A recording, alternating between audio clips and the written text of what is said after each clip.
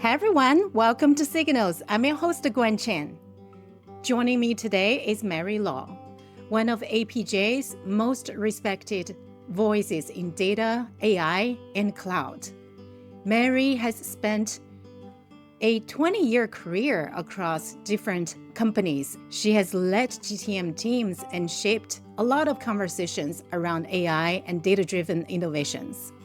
She's also very well known for her work as president of AWS She Builds. Mary combines strong technical know-how with a genuine focus on people. I have followed Mary's work for a long time, so today I'm so thrilled to have her join my podcast today. Thank you for having me. It's good to be working with you again after all these years. So first of all, congrats on yet another reinvent, although you are on the other side this time. I must ask you, back in 2022, you scored the highest across all of the Redshift sessions. I remember it's like 4.92. How did you do that? Well, thank you to you. You were my product marketing at that time, right? And I guess like 4.93 to be exact. So I guess I think what resonates with the customers is the way how we delivered in terms of the storytelling, right? Sometimes when people go to event, like some of these technical talk can be quite dry, but how do you actually make it like a story that you can hook your audience from beginning to end? And I think that's a secret.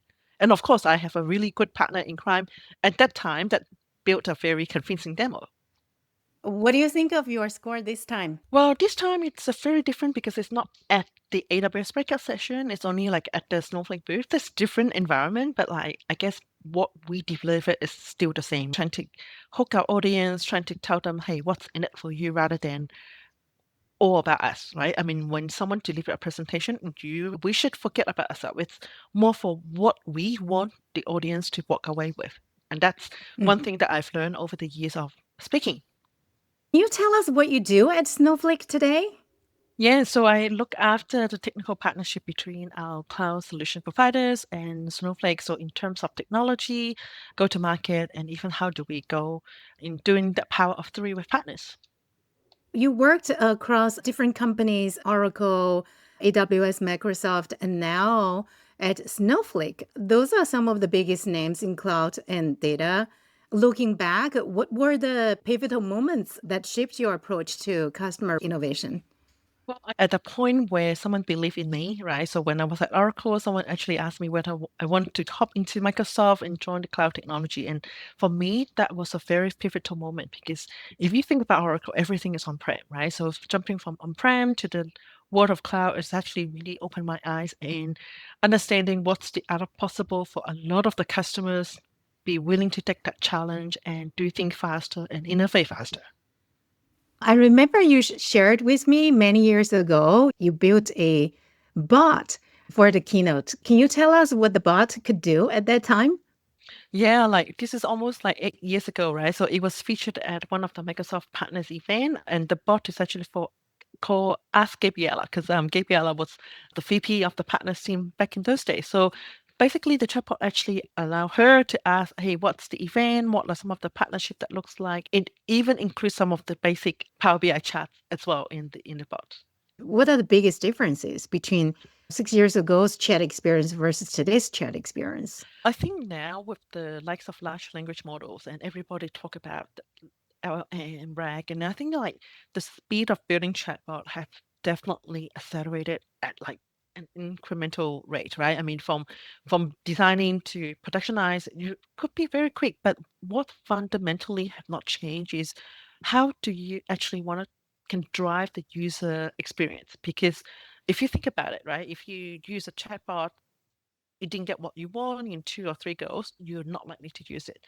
So despite the fact that we have a lot of great tools, it still go back like to what I'm saying, the customer centric, right? How do you actually design the chatbot, identify the business value, or what do you want the user to get out of this conversation? So you worked in a lot of different roles. Some of them are very technical, some of them are business oriented. When did you first see that you were like very good at connecting technology with business? I guess being a consultant have actually helped me to bridge that gap because at one stage, my last job at Oracle was actually a consultant. So I literally fly to US, fly to UK like every 2 weeks. And I guess being a consultant, you have to be able to not just understand the tech, but how do you actually interpret what the customer have been telling you, what they want into the technical specification. So I think that human ex- interaction and being able to interpret that into a technology skills is very important. And Mhm. that's a skill that's even more important now in the age of the AI, agenda AI. How do you actually take what people tells you to interpret into building something that they actually need or what? Right. I guess you must be a very good listener and you must be good at synthesizing the information. And then you have to understand technology in order to translate that business needs into technical language. Mm. What other indicators did you see that shows a prospect is ready to move to a good opportunity? I have been working in industry long enough, and I do see myself as more as a pre-seller, like everybody sells. But the way how we can communicate to our customers is with the language that they understand. When we talk to our prospect, for example, let's just say been talking about this intelligence or whatever product it is, if the customer have shown interest and if they get them engaged and say, hey, show me more. Can you tell me how it would apply to my business scenarios to the point where they wanted to see it working for them? That's for me, it's like a one big leap into almost close to technical validation, showing them the art of the possible. Did you get to work with customers a lot in your current role at Snowflake as well? I do work with partners and then partners build for customers. And I do work with big customers that in the scape of the CSP, right? So I actually work with AWS, I work with Azure as well, I work with Snowflake, but how does that all the customer come together, right? So you may have a customer using Snowflake that runs on AWS, you may have a Snowflake customer that runs on Azure, but how do we actually partner together and drive success for these customers? These are some of the things that I've been doing in addition to helping partners. Are there any exciting projects that you can share with us? Snowflake has really moved from like what people used to know as a data warehouse, enterprise data warehouse, to now the AI data cloud. So if you look at the Snowflake intelligence, I think what sets it apart is how we can actually use the data in Snowflake nicely, correctly because of the semantic view, right? I mean, as you know, in the world of AI and BI, your business logic is very important because, like, if your SME within your organization understand the business logic more than the large language model, which everybody else would have access to, right? So, how you actually create the semantic view for your business models so that the intelligent agent can answer some of the question, it's very important. So, and how do we actually take that to enterprise grade, right? Or like integrating with the likes of Microsoft Team or bringing that into the Amazon Quick Suite is how can we actually scale it even further than just Snowflake, right? And that's the power of partnership with the hyperscalers. Mhm. You are working with different teams. There must be a lot of challenges. So I wonder, like, what is your approach of taking inputs from different stakeholders, partners, customers, and as well as sales, sometimes maybe GTM, a marketing team, product engineering team as well. And how do you take all of those information and then maybe synthesize the information and come down to a proposal and then rally the team in the right direction? You and I have been working at AWS, and something that we learn is the LP, right? The leadership principles. I guess going back to the number one leadership principle, customer obsessed, right? So at the end of the day, we are trying to achieve the outcome for the benefit of the customers. So what is the right thing to do for them? Like look at the user personas, look at the use cases. If you look at Snowflake and some of the other solution on the market, like what better fit for a customer in that particular use case, that should be what we should be targeting for. That's my North Star in just doing the right thing for the customers with the fit for purpose solution. Let's see, Snowflake as a solution, and then you also have partners. They also can provide solutions. Let's imagine there are two partners who are equally good. How do you make the decision? Well, I guess it go back to customers, right? So is the customer already working with one or the other? That usually we can't dictate. It depends on whether customer already have a partnership with partner A or partner B, right? I want to switch gears to data AI and the future of cloud innovation. You have been very hands-on with AWS data Gen AI technologies and now with Snowflake. How do you see AI reshaping the cloud data and customer expectations in the next 3 or 5 years? I guess a lot of people have been looking at Gen AI, agentic AI, whatever you call it. But at the end of the day, what sets your agenda AI or your agents apart are your data foundation, right? And this has not changed. And in fact, it is even more important now just to make sure your data foundation is future-proof, that it's interoperable with whatever open format technology, for example, the Iceberg. Because if you see in past few years, a lot of customers have been moving into the Iceberg, right? Because of the open format that you can actually work with different partners and that interoperability. But more importantly, how do you make sure just because you have all the data that you have, your security and governance is well retained within your control in your data foundation.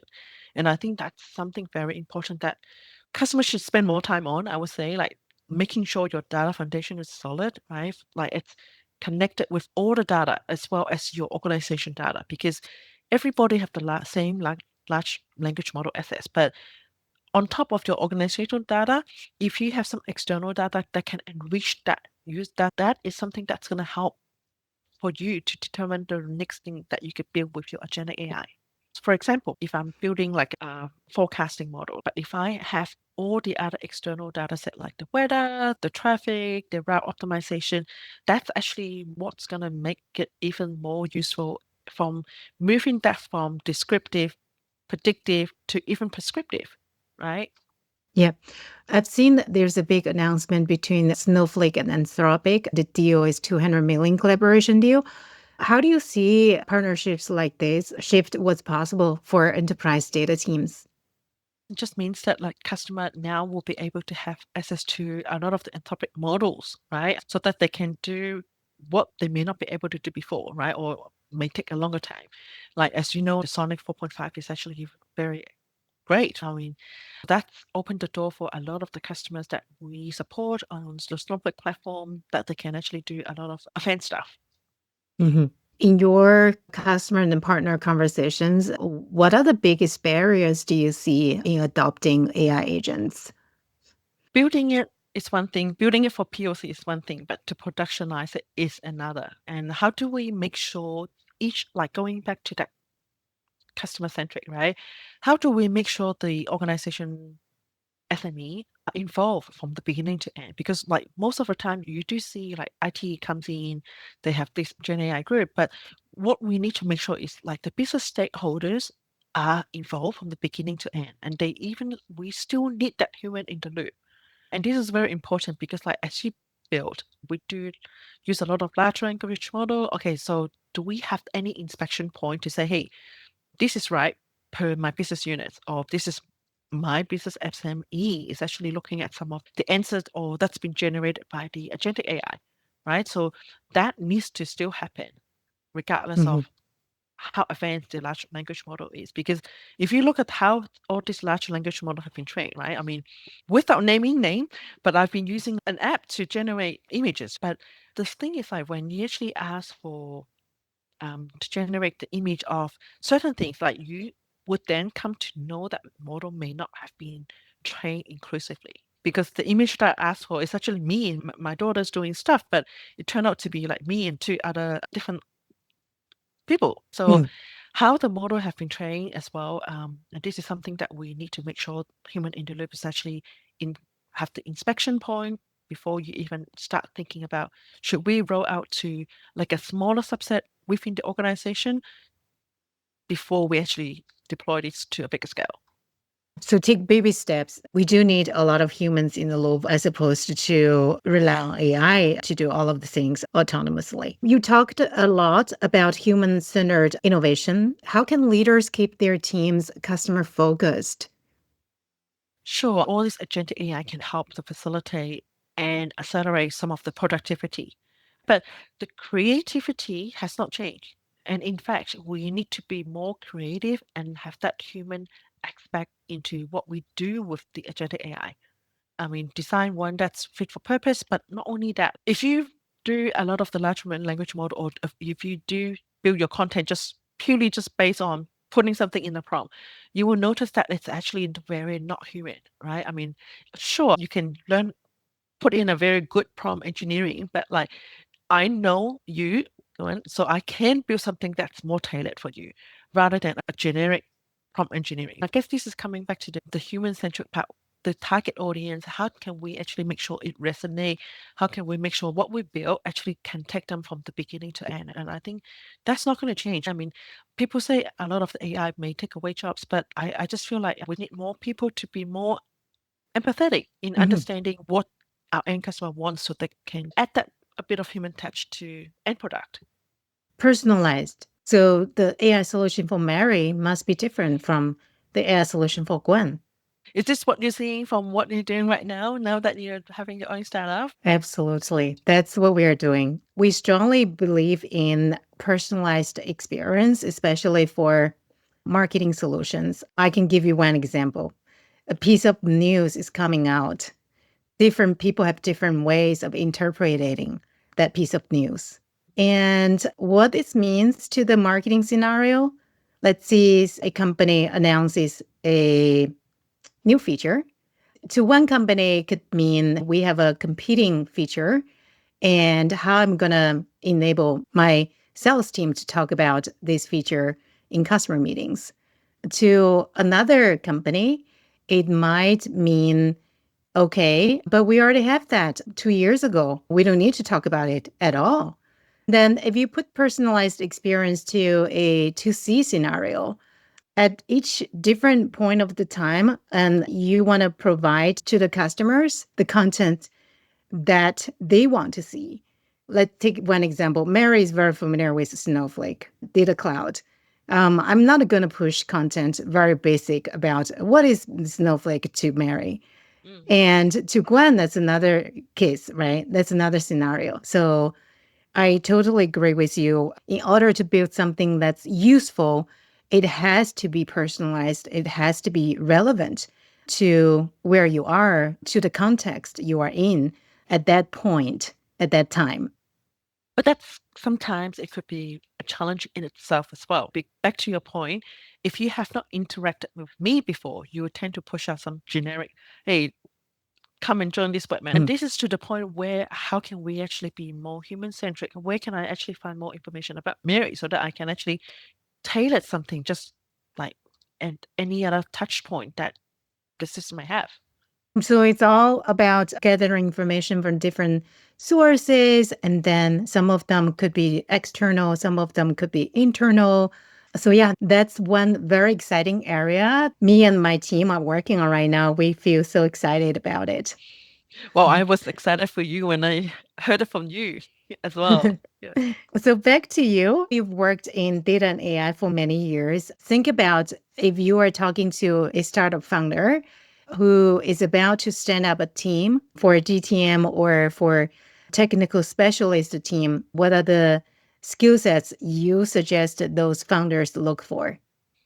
Obviously a builder, right? Because like it's a startup you need to build. But more importantly, they will need to have like the three top trait. You would say human skill, right? How do you actually, because you can, when you're a technologist, you tend to be very deep and technical, but the technologist with the human skill will always stand out because like, what do I mean by human skill?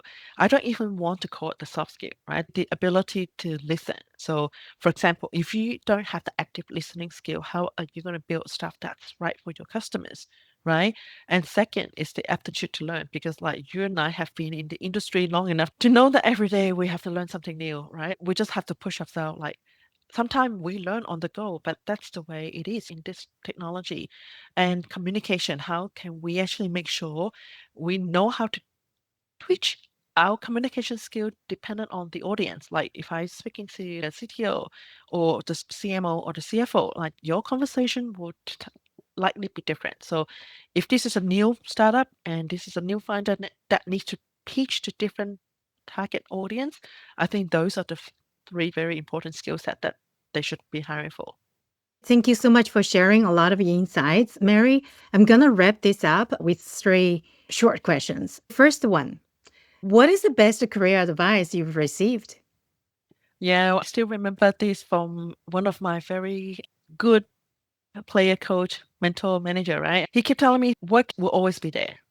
Take the posters and smell the rose and start again. And so, which is why when I moved into the new house, I have actually planted a lot of the roses. And then shortly we would go into like the COVID, right? We work from home. So that doesn't stop me from going out to the house and smell the roses. So I think, yeah, sometimes you just need to take a pause because like when you keep going, you may lose sight of something that you could be doing differently from a different perspective, right? Sometimes taking pauses could mean taking a walk Mm. or do something in your backyard. So I actually help to raise some of the dogs that will be going into like a service dog. So my previous dog is now working as a service dog for PTSD veterans, and now I'm training another one to be like a seeing eye dog. But having a dog or cat or anything, right? I mean, it takes me out of the house, even just a short walk. That's still a pause. I want to ask you something about the project you're very passionate about, which is AWS She Builds. You led that program for 3 years, and now you're with Women in Tech. What drives you to this cause? Well, I think we just need more women. This is what I have observed. You and I have been in the industry. We are seeing progress.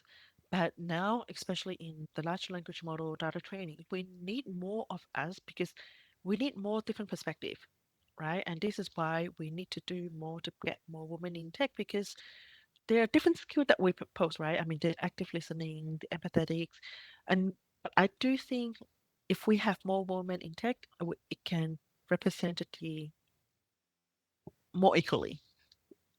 So I was lucky enough to partner with a couple of colleagues of mine at Snowflake, and we actually participated one of the workshop to start building what we call a Snowflake intelligence agent.